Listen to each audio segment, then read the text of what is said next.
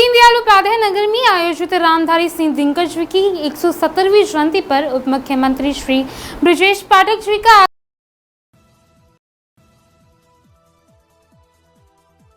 आगमन केंद्रीय विद्यालय मानस नगर में हुआ, जिसे डॉक्टर श्री महेंद्र नाथ पांडे जी दिनकर जी के जन्म से लेकर कविता लेखनी तक के सफर को बखूबी बताते हुए कई ग्रंथ के लिए जाने वाले और आज़ादी के लिए लड़ने जाने वाले लोगों ने उनकी कविता को गाकर लड़ाई लड़ी।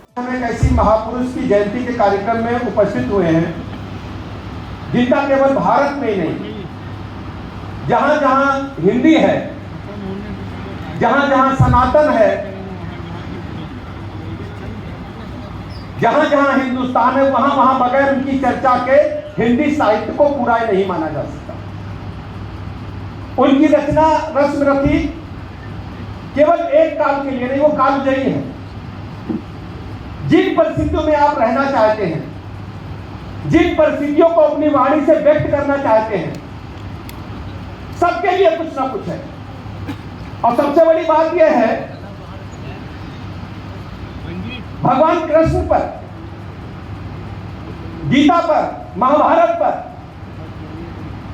जिन प्रसंगों का उन्होंने उल्लेख किया, वो आज भी हमारे लिए बहुत ही महत्वपूर्ण है।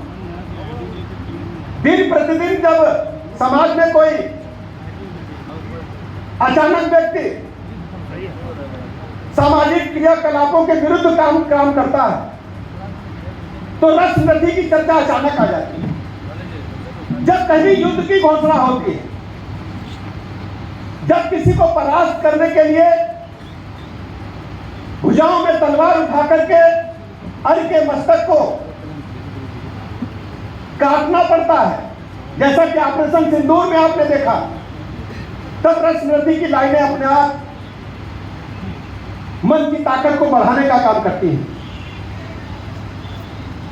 ऐसे पूज्य रामाधार सिंह दिनकर जी को मैं उत्तर प्रदेश सरकार की तरफ से, उत्तर प्रदेश के 25 करोड़ लोगों की तरफ से हृदय की गहराइयों से श्रद्धा सुमन अर्पित करता हूं, अभिनंदन करता हूं, कि स्मृतियों को नमन करता हूं। हम सब जानते हैं रामाधार सिंह दिनकर जी आजादी की लड़ाई में कितना बड़ा योगदान रहा है। जब देश में इमरजेंसी लगी, उसको हटाने में कितना बड़ा योगदान रहा है। आजादी के दीवाने, लोकतंत्र के दीवाने उनकी लाइनों को गुनगुना कर कहीं आगे बढ़ते थे। कुछ लाइनें हमारे पास बहुत ही महत्वपूर्ण हैं, उनकी चर्चा अभी आदरणीय महेंद्र भाई साहब ने और हमारे मृत्युंजय जी ने की, जो इस कार्यक्रम को लगातार आगे बढ़ा रहे हैं। और महेंद्र भाई साहब ने बताया कि मृत्युंजय केवल साहित्यिक कार्यक्रमों में रुचि नहीं लेते, समाज के विभिन्न कार्यक्रमों में, समाज सेवा में दिन रात लगे रहते हैं। मैं मृत्युंजय जी का इस मंच के माध्यम से अभिनंदन करता हूं और महेंद्र भाई साहब का आभार प्रकट करता हूं कि उन्होंने मैं इसमें महत्वपूर्ण कार्यक्रम में बुला करके आप सबसे मिलने मिलाने का अवसर दिया।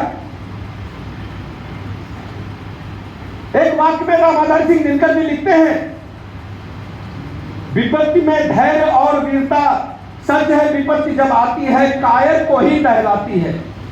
सूरमा नहीं विचलित होते, क्षण एक नहीं धीरज होते। यह आत्मविश्वास भरने के लिए पूज्य रामाधार सिंह दिनकर जी ने लिखा। और जब कृष्ण और कर्ण का संवाद होता है, कर्ण को किस ढंग से कवच कुंडल भगवान लेते हैं युद्ध को सही रास्ते पर लाने के लिए, तो आगे क्या बोलते हैं, देवराज छल छद्म स्वार्थ कुछ भी न साथ लाया हूं, मैं केवल आदर्श एक उनका बनने आया हूं, जिन्हें नहीं अवलंब दूसरा छोड़ बाहों के बल को, धर्म छोड़ भजते न कभी जो किसी लोभ से छल को। आगे कर्ण कहते हैं, जाति पाति और स्वपरिचय कर्ण किस बात देते हैं, पूछो मेरी जाति शक्ति हो तो मेरे भुजबल से, रवि समाज दीप्ति ललाट से और कवच कुंडल से, पढ़ो उसे जो झलक रहा है मुझ में तेज प्रकाश, मेरे रोम रोम में अंकित है मेरा इतिहास।